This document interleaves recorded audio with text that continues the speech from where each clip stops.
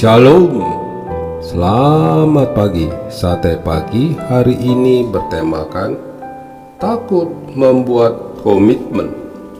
Karya Pendeta Dr. Andar Ismail dari seri buku Selamat Bercinta, terbitan BPK Gunung Mulia. Ali cerdas dan rajin, tetapi mengapa indeks prestasinya rendah? Padahal jurusan ini adalah pilihannya sendiri. Budi menyukai pekerjaannya dan puas dengan gajinya. Tetapi mengapa hampir tiap tahun ia berganti pekerjaan? Betsy ingin mempunyai pacar. Tetapi mengapa ketika hubungan dengan pacarnya sudah akrab, setiap kali Betsy mundur teratur dan membatalkan hubungannya? Dani rukun-rukun saja dengan istrinya. Namun mengapa baru saja 5 tahun berjalan, pernikahan mereka gagal? Mengapa? Penyebabnya bisa 1001 macam.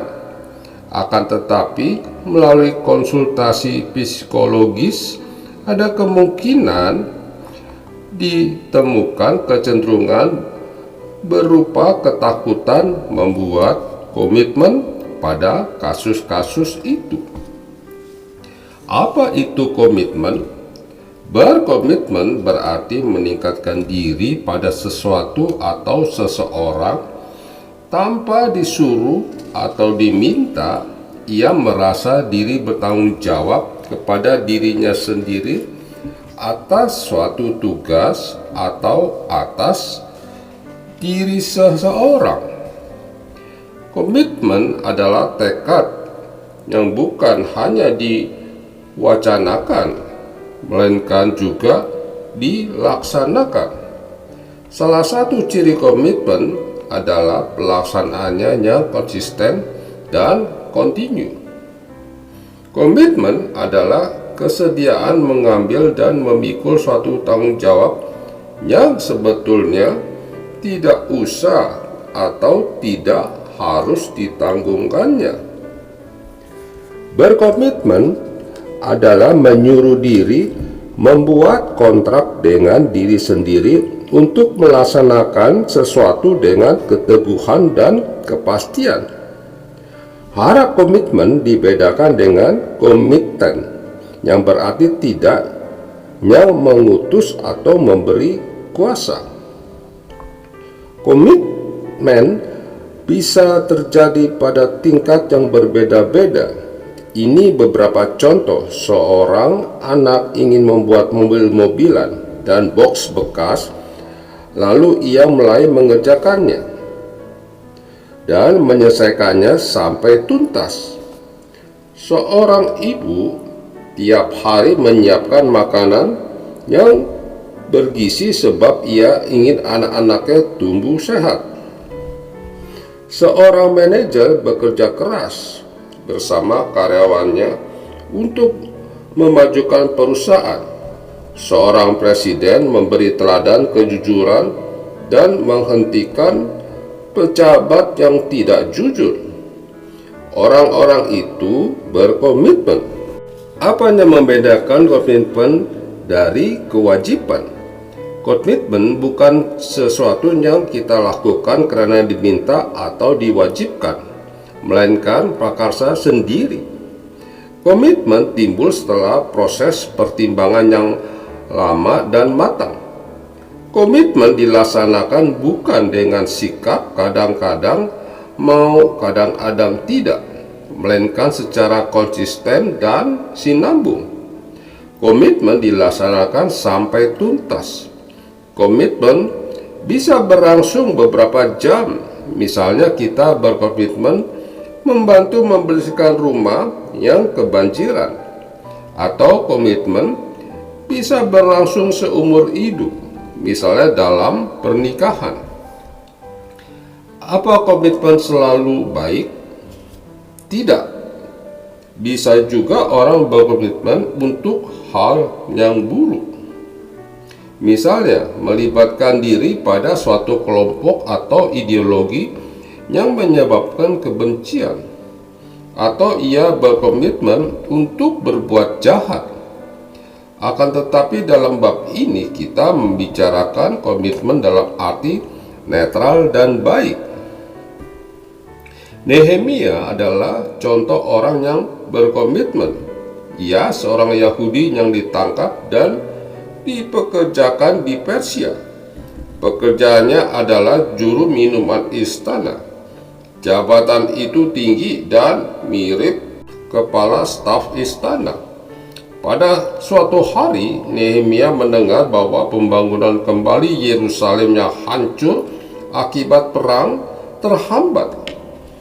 Ia prihatin dengan nasib penduduk Yerusalem yang tinggal di antara puing-puing. Ia ingin membantu pemulihan keadaan di sana. Akan tetapi mustahil Nehemia pergi ke sana untuk tidak diutus oleh raja.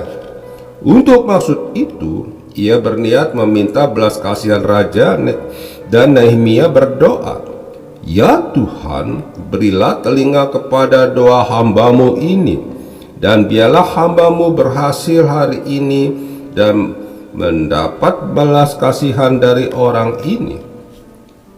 Maka Nehemia pun mengajukan permohonan cuti panjang kepada raja.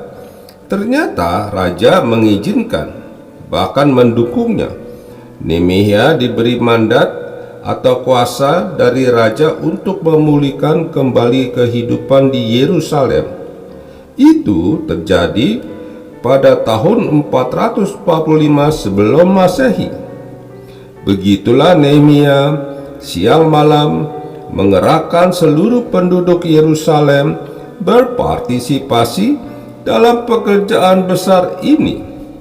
Meskipun perbuatan ini baik, ada saja orang-orang yang iri kepada Nehemia sehingga ia difitnah, bahkan nyaris dibunuh. Akan tetapi Nehemia tetap teguh dan tekun menyelesaikan pekerjaan ini. Benarlah, meskipun ada banyak hambatan, pekerjaan ini tuntas dengan baik. Tertulis pada hari itu mereka mempersembahkan korban yang besar. Mereka bersukaria karena Allah memberi mereka kesukaan yang besar. Nehemia pasal 12 ayat 43. Kemampuan untuk berkomitmen mulai timbul perlahan-lahan ketika kita masih kecil. Kita melihat bahwa ibu kadang-kadang berkumpul dengan tetangga, namun yang lebih sering ibu berkumpul dengan ayah. Demikian juga, meski kadang-kadang ayah berkumpul dengan teman-temannya, yang lebih sering ayah berkumpul dengan ibu. Kita melihat bahwa ayah dan ibu terhisap satu sama lain, dan bahwa ayah dan ibu terhisap pada kita sebagaimana kita pun terhisap pada ayah dan ibu. Itu contoh paling awal yang kita lihat tentang komitmen. Kita pun merasa bahwa tiap hari ibu masak sampai tuntas sehingga bisa dimakan bersama. Kita juga melihat ayah memperbaiki mainan sampai selesai.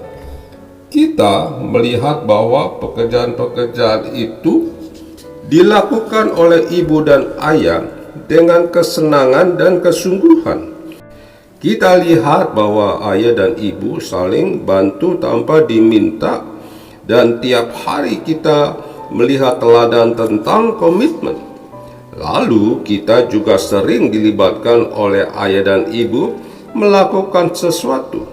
Ternyata kita merasa senang, apalagi ketika pekerjaan yang kita lakukan itu selesai dengan baik dan dipuji.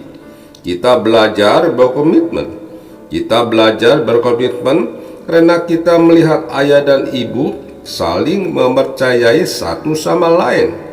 Kita juga merasakan bahwa ibu dan ayah bisa kita andalkan dan dipercayai, dan juga bahwa ayah dan ibu mempercayai kita. Kemampuan berkomitmen tumbuh bersama dengan benih kemampuan bertanggung jawab, peduli, dipercaya, dan mempercayai, dicintai dan mencintai, berdisiplin, dan beberapa kemampuan emosional lain. Berkomitmen tidak mudah. Kita bisa mempunyai pacar, suami, istri, dan anak. Namun, itu belum berarti bahwa kita mau dan mampu berkomitmen pada mereka. Tentu saja komitmen kita pada seseorang belum merupakan jaminan bahwa hubungan kita dengan orang itu akan baik. Namun, paling tidak komitmen menjadi modal yang utama bagi hubungan itu. Mungkin saja pada awalnya komitmen kita pada kawan suami atau istri masih dangkal, namun dengan pertumbuhan kepribadian kita dan melalui pergaulan dan konstruktif, maka kemampuan berkomitmen kita pun setahap demi setahap bisa bertumbuh semakin matang. Kemampuan berkomitmen juga bisa tumbuh melalui kegiatan belajar yang disengaja dan terarah. Banyak gereja dan sekolah memasukkan pendidikan komitmen sebagai salah satu bidang cakupan pendidikan agama Kristen. Golongan usia yang ditangani mulai dari 4-6 tahun dan terus sampai 15-18 tahun. Ada juga gereja yang menyelenggarakan pendidikan komitmen dalam rangka Pak Dewasa Muda untuk golongan usia 18 sampai dengan 25 tahun dan 25 sampai 40 tahun yang kurikulumnya sekaligus merupakan pembekalan kepada peserta untuk mampu mendidik anak-anak mereka dalam pertumbuhan berkomitmen. Membuat komitmen memang adalah resikonya dan kadang-kadang bisa menakutkan. Akan tetapi sedikit demi sedikit kita bisa belajar. Belajar bisa mempercayai seseorang dan belajar jadi orang yang bisa dipercaya. Belajar memegang janji, belajar bukan cuma bercita-cita, melainkan juga mewujudkan cita-cita itu. Belajar peduli, belajar bertanggung jawab, belajar menyelesaikan suatu pekerjaan sampai tuntas. Belajar bisa dicintai dan bisa mencintai, dan belajar banyak hal lainnya. Sebagai orang yang sudah dewasa secara umur, kita memang masih perlu belajar menjadi dewasa secara kepribadian. Amin. Mari kita berdoa. Bapa Surgawi, kami bersyukur jika pagi hari ini kami dapat mendengarkan renungan melalui pendeta Anak Ismail dengan tema berkomitmen. Terima kasih ya Tuhan, biarlah kami selalu berkomitmen dengan keluarga kami dan Tuhan kami sendiri. Amin. Come thou Almighty King, help us to sing. Come thou Almighty King, help us thy name to sing. Help us to praise, to spread glorious o'er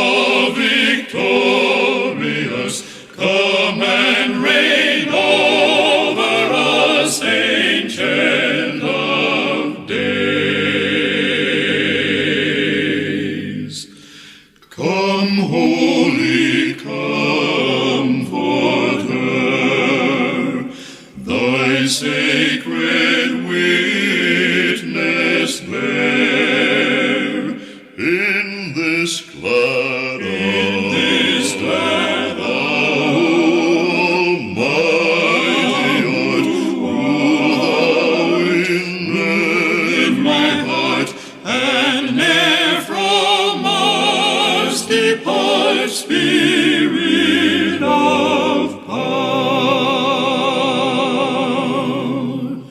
Thou art the mighty one.